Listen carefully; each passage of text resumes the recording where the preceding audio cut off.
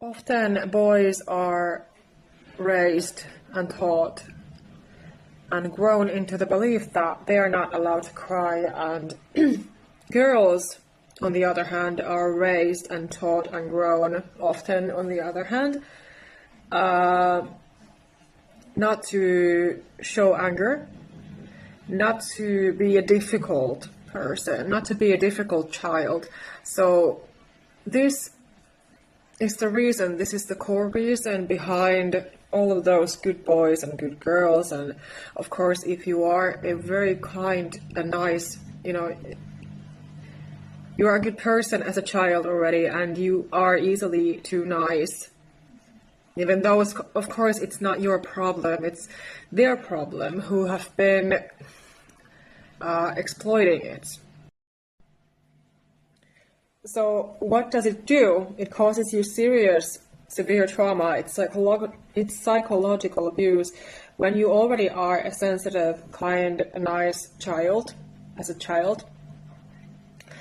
And then on top of that, you are abused and put down and raised as if you are not allowed to be angry or cry, show normal, healthy emotions when you need to. That you are basically silenced all the time. You need to be quiet when you want to shout and yell and scream and, cry, for example. These things are so often made as if they are something to be ashamed of, when that is not the truth. When the truth is that they are completely, perfectly healthy expressions of human. But this is why you can still be a people pleaser, especially if you have had narcissistic parents, because your nervous system, your programming is like this, that I'm not allowed to speak up, I'm not allowed to show anger, I'm not allowed to cry, I'm not allowed to express myself in my natural, authentic way. I'm not allowed to feel safe, I always need to walk on eggshells, I always need to be the punching bag and the people pleaser. I always need to be dodging bullets around me. So your nervous system is always going to be on high alert, and you have serious trauma within you when this has been happening. And this is my story as well. And this is a very powerful healing topic to even think of. Because well, I've been mentioning these things before, but, it's always who attacks you, who is an immature person.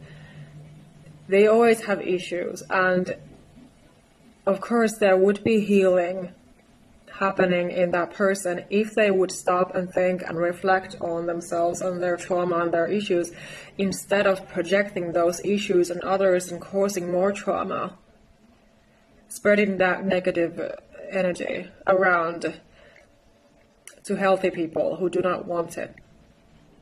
So of course, it is so simple. If they would just stop and think and want to heal and do better, it is as simple as that. But it seems so difficult to some people, which is unfortunate.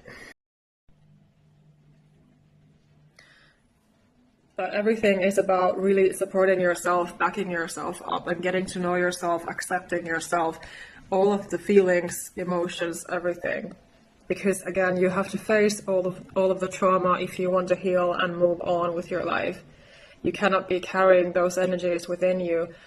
These false beliefs, this false programming, illusion that you think that you're not allowed to speak up, you think that you're not allowed to be angry and cry and, so forth. So it doesn't matter if you're a man or a woman, but you have to support yourself. And especially when you are a highly sensitive person, even more so. Because your nervous system is already sensitive. So you have to know how to support yourself. And I'm sure that those of you who have found my work, who are authentic followers out there, my potential clients, you understand what I'm talking about, and this resonates with you.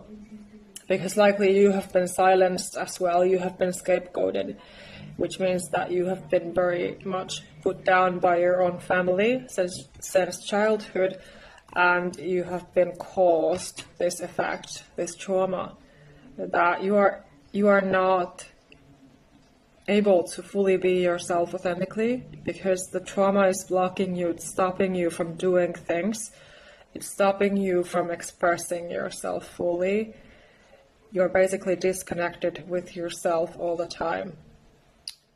So, and like I've been saying before in my videos, the most healing thing that you can start to do at this time, when you start to be aware of this pattern, that you are in survival mode, your body, your mind are in survival mode all the time if you're not able to be yourself and express yourself. So you have to let all the feelings out, cry, be angry, set your boundaries. You have to start expressing yourself, even if it's small steps, but you have to start building the connection with yourself. And in that process, also your nervous system will be healing, and you will be able to experience safety and peace.